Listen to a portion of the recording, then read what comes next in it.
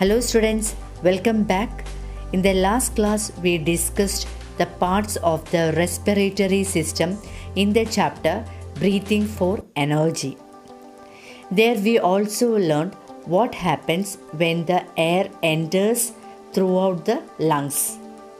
Now, let's have a look what changes take place when the gases enter the alveoli. Exchange of gases in alveoli. The air through the trachea, it reaches the bronchus, and this bronchus again undergoes division and give rise to bronchioles.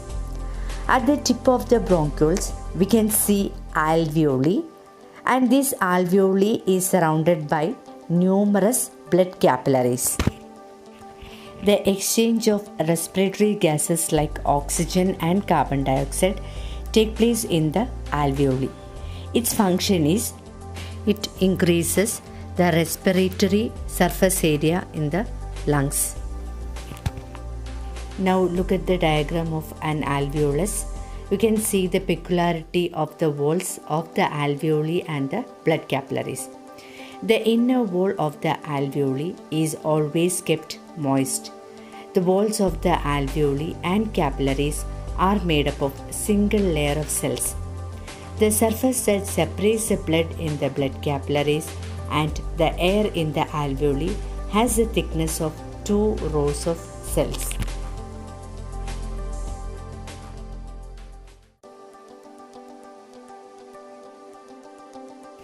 Look at the concentration gradient of the respiratory gases and exchange of gases in alveoli. During inspiration, the concentration of oxygen is higher and the concentration of carbon dioxide is lower in the alveoli. But in the blood capillaries, the concentration of oxygen is lower and the concentration of carbon dioxide is higher.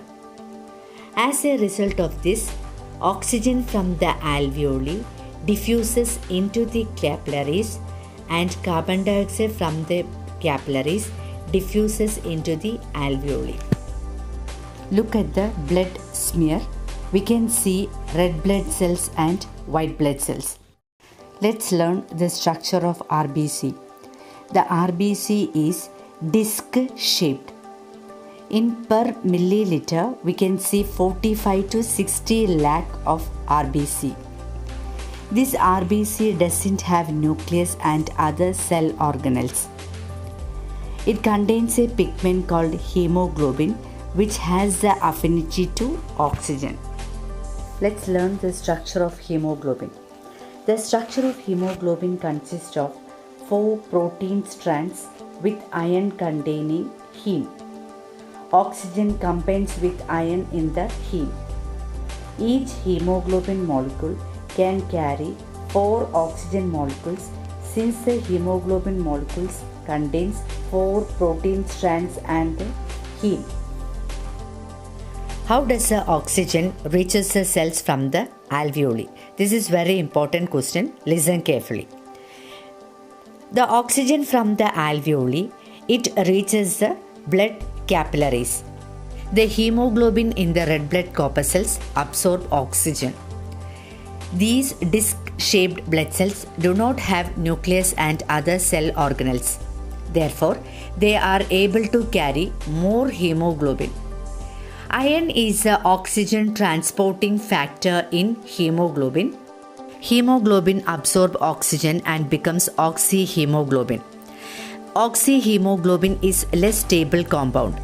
Since the concentration of oxygen is higher in the lungs, hemoglobin easily combines with oxygen. But in the tissues, the concentration of oxygen is less.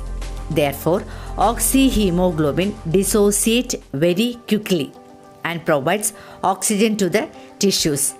The hemoglobin returns to lungs where it again combines with oxygen. Once again, I am repeating the process. Look at the diagram. The oxygen from the lungs reaches the blood capillaries And in the blood capillaries we can see hemoglobin. The concentration of oxygen is higher in the lungs. So hemoglobin combines with oxygen and give rise to oxyhemoglobin. But in the tissues the concentration of oxygen is less. As a result, hemoglobin dissociate into oxygen and hemoglobin. Dissociate means breaking. Using this hint, students try to complete this flowchart.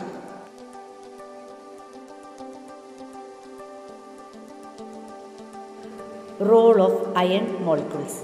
For the synthesizing of hemoglobin, iron molecules are very essential.